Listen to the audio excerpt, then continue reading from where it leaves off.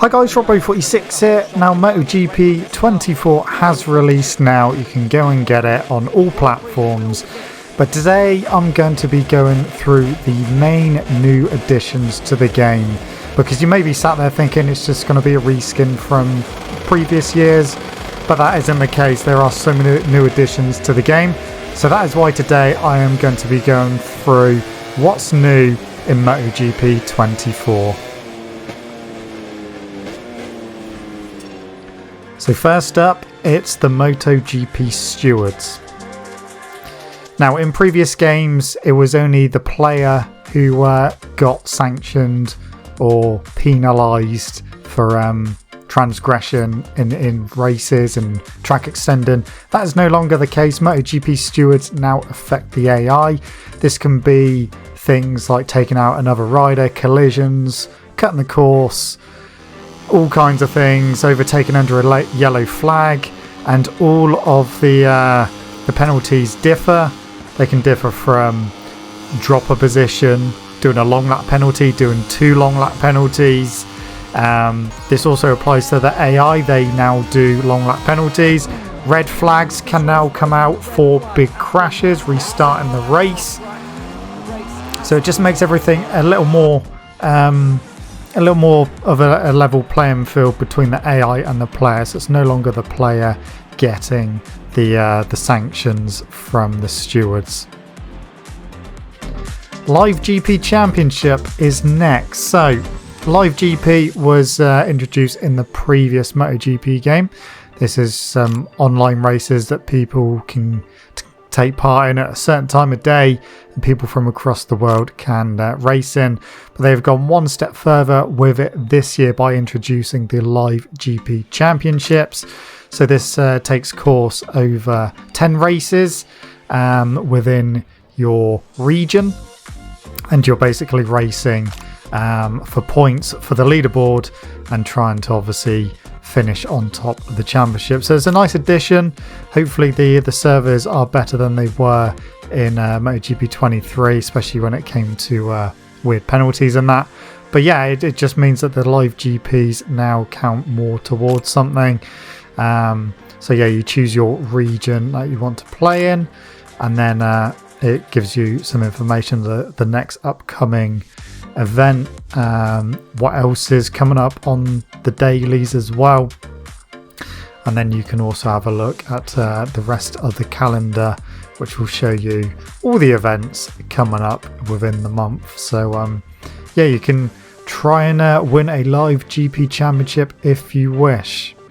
So next up is adaptive AI.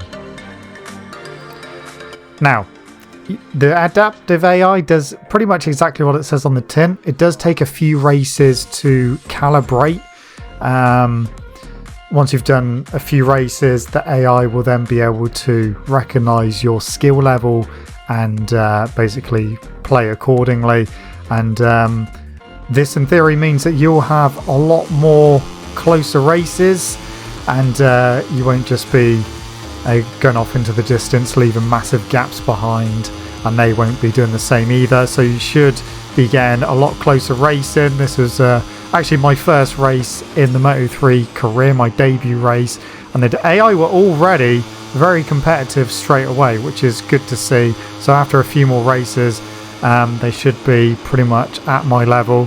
Now this can be turned off. You can go on the slider, you can go up to 120% as normal. However, if as soon as you turn the adaptive AI off, you then have to recalibrate it by doing a few races to kind of recalibrate everything, because it does reset as soon as you turn off. But yeah, a good addition, and if it keeps providing races like this, I'm going to be super happy, and it's going to make career very, very interesting, and the racing a lot closer as well, which is what we want. So next up, it is bike telemetry. Now, this isn't necessarily a brand new thing to the MotoGP series, but it is new to the more recent games. You can find your telemetry under session and results, and you can overlap a couple of laps. You've got a couple of different colours there, green and red, and you can see the differences between each lap. It gives you your top gear time, your total shifts, percentage gear 1, and then percentage gear 2, 3, 4, 5, and 6. So you can choose whichever laps you want to basically overlap. Obviously it gives you your top speed, your average speed, seconds at full throttle and seconds at full braking. You can also, you've got a couple of coloured dots on there as well, which you can scroll through the telemetry itself, and then you can see the dots going up and down through the telemetry. Really useful if you want to concentrate in a particular area, trying to improve at a specific track. You can see where you're losing or potentially gaining time. But yeah, like I said, I'm pretty sure telemetry has been in older MotoGP games. Going back quite a few years now, but the more recent ones it hasn't been in. So it's a nice addition to have back, and will be a very useful tool to people wanting to improve overall, especially in certain sectors. Maybe they're struggling on braking. They can overlap, like I said, 2 laps, and see where you can make up time. So a nice useful tool and a nice addition there in MotoGP 24. The final big thing is the big one, the riders market. Now, since the dawn of the MotoGP games, people have wanted the riders market. So in between seasons, there is the possibility that riders will move teams, and they can even be promoted as well. So riders in Moto3 can move up to Moto2, Moto2 can move up to MotoGP, and you may see some MotoGP riders disappear altogether and then come back in the future. So maybe take a sabbatical or even retire. But yeah, we are going to be seeing, for the first time in the MotoGP video game history, riders swapping teams and bikes. At the start of the season, you'll get to see who's moving where, who's been promoted from lower classes up. And yeah, it just means that it's going to keep things fresh, especially in career mode with everyone moving around, not just the player. And it just adds to the longevity, and it's going to make things very, very interesting indeed. And of course, the other things that have been tweaked are the physics and the sounds of the bikes themselves as well.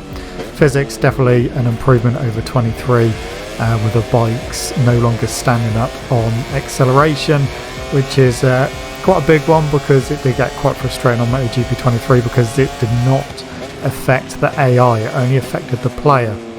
So trying to maintain corner speed was quite difficult. But yeah, the physics are definitely better this time around. So that is it from me, guys. MotoGP 24 is available now on all platforms. So yeah, go check it out.